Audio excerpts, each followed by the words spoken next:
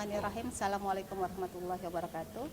Waalaikumsalam warahmatullahi wabarakatuh. Sahabat Jendela Aspirasi yang saya hormati, alhamdulillah pada siang ini kami kehadiran Bapak Dirbina UHK Kementerian Agama Republik Indonesia, Bapak Dr. Andes Haji Nur Arifin MPD. Assalamualaikum Pak. Waalaikumsalam warahmatullahi ya, Pak Nur, saya boleh nyebut seperti itu ya Pak Nur ya? Silahkan. Ya, fenomena belakangan ini kan banyak sekali orang-orang yang melakukan ibadah umroh itu secara mandiri, lalu secara tidak menggunakan travel, tidak terdaftar di Siskopatuh seperti itu.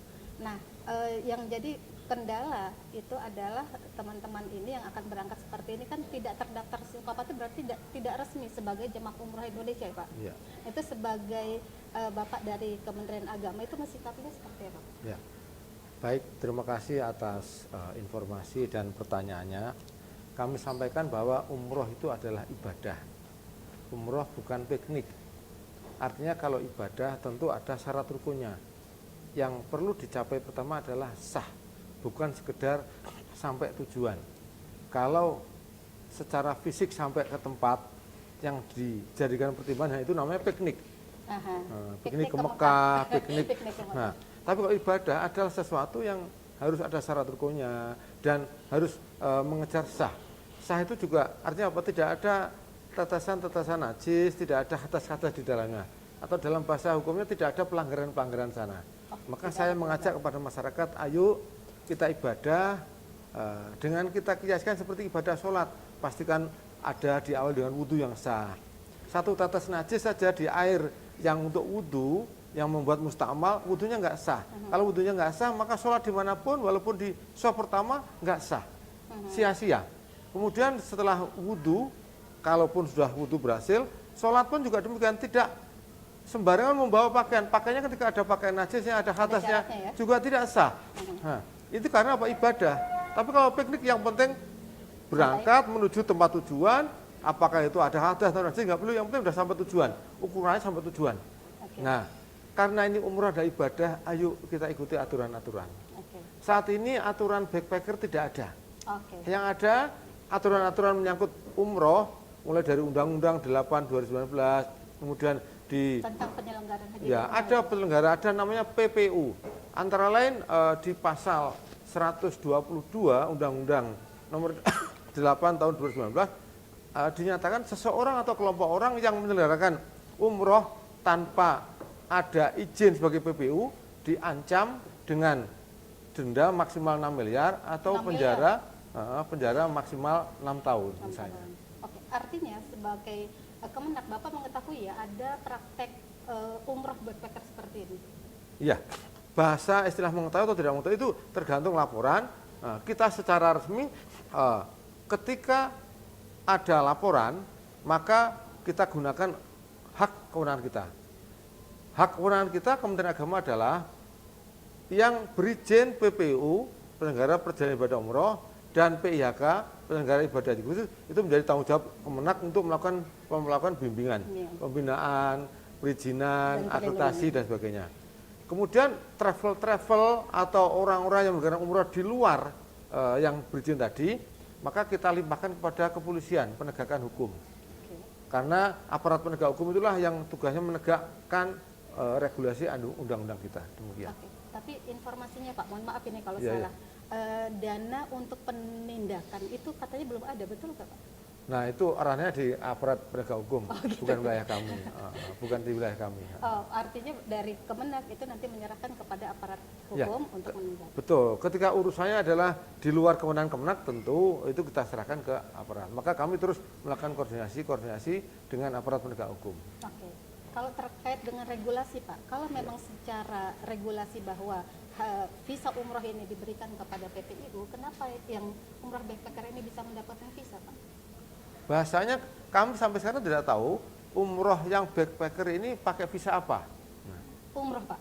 Nah, berarti pasti ada kesalahan atau ada tanda kutip main mata dengan travel yang berizin, karena visa umroh hanya diberikan kepada travel yang berizin PPU. Oke. Iya. Kalau regulasinya seperti itu ya, Nah, pada prakteknya bisa mungkin, jadi langsung. mungkin ada kelompok orang langsung menggunakan provider, PPU provider, dia menggunakan bendera PPU, tetapi dia untuk jalannya jalan sendiri gitu. Mungkin, Oke. mungkin. Kalau oke, berarti tidak terdaftar di Siskopatu saja berarti. Ya, itu ya, atau bukan terdaftar juga, didaftarkan. didaftarkan. Nah, karena kalau nggak terdaftar nanti juga nggak bisa kan, ya kan?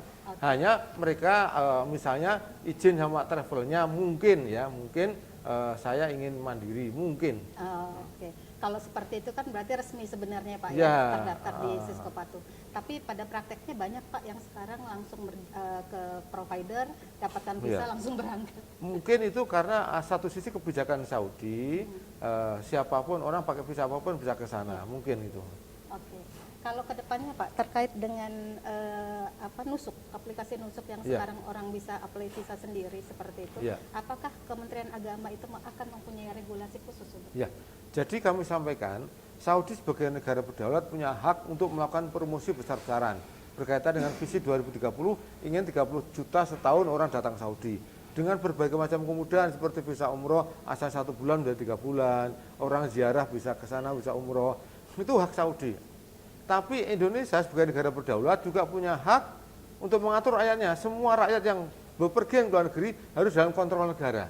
Nah, ini yang celah ini yang akan kami gunakan. Kami sudah koordinasi dengan imigrasi bahwa seluruh rakyat negeri ini yang ketika mau bepergian ke luar negeri harus dalam kontrol negara. Ketika berkaitan dengan umroh tentu ada kaitan dengan Kementerian Agama. Saat ini regulasi yang ada adalah di Undang-Undang 8 2019 tadi. Oke, baik Pak, kembali yang tadi bahwa Bapak mengibaratkan untuk umroh backpacker ini semacam melaksanakan ibadah yang tidak memenuhi syarat-syaratnya tadi itu tadi. Nah, bisa nggak dikatakan bahwa umroh backpacker ini ilegal? Kami sampaikan bahwa umroh yang backpacker adalah tidak ada atau tidak sesuai dengan aturan yang ada. Oke, ilegal berarti? Silahkan, itu istilah masyarakat kami adalah ini adalah sesuatu yang tidak ada payung aturannya. Dan kami sampaikan tolong hati-hati, berdasarkan pengamatan kami seperti haji kemarin banyak terjadi atau kejadian orang meninggal tapi tidak ada identifikasi jamaah haji. Oke. Tidak ada apakah itu haji reguler, haji khusus, akhirnya ya tidak ada yang mengurus, kan kasihan.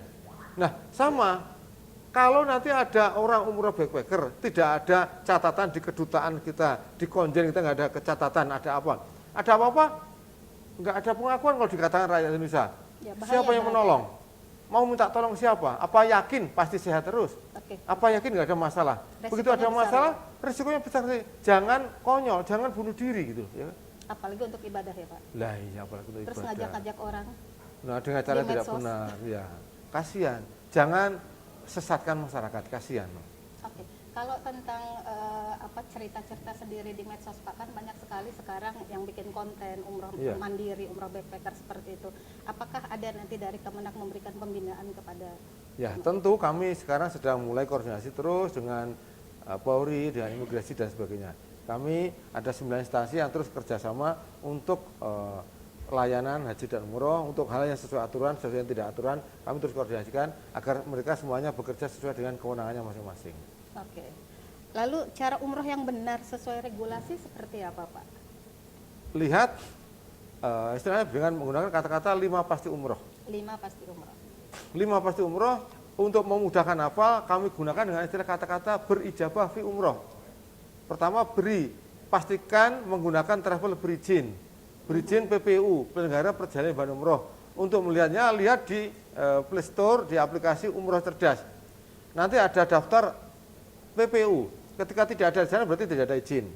Pertama, berizin. Kedua, jadwal. Pastikan ada jadwal. Kalau 9 hari maka ada paket 9 hari, jadwal hari pertama 9. Ada paketnya namanya. Nah, paket ini berdampak pada harga. Harganya sesuai enggak? Harga saat ini minimal 26 juta. Kalau harga di bawah 6 juta, tolong dicurigai. Jangan langsung percaya. Pasti ada sesuatu yang enggak masuk akal. Nah, jadwal. Kemudian, penerbangan. Pastikan ada tiket berangkat, tiket pulang.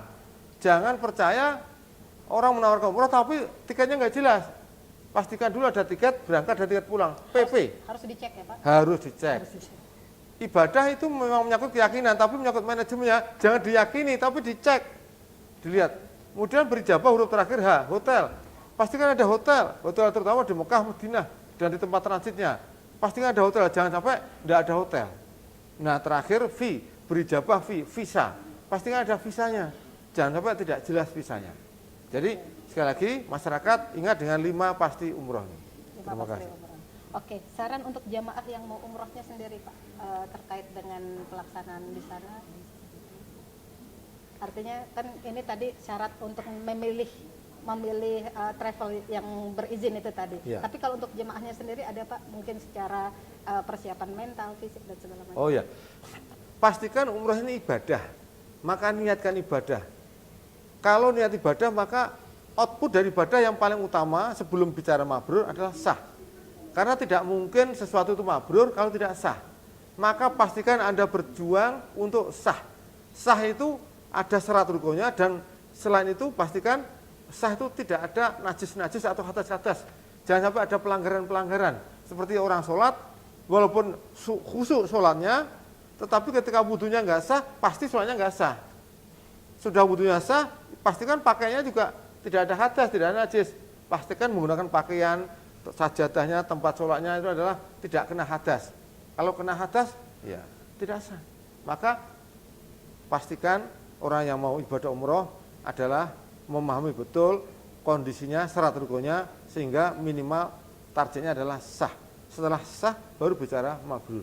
Oke, baik. Terima kasih Pak Nur. Insya Allah Sama-sama. ini bermanfaat sekali untuk kami, dan insya Allah nanti kita ketemu lagi di acara berikutnya. Terima kasih Pak Nur. Sama-sama.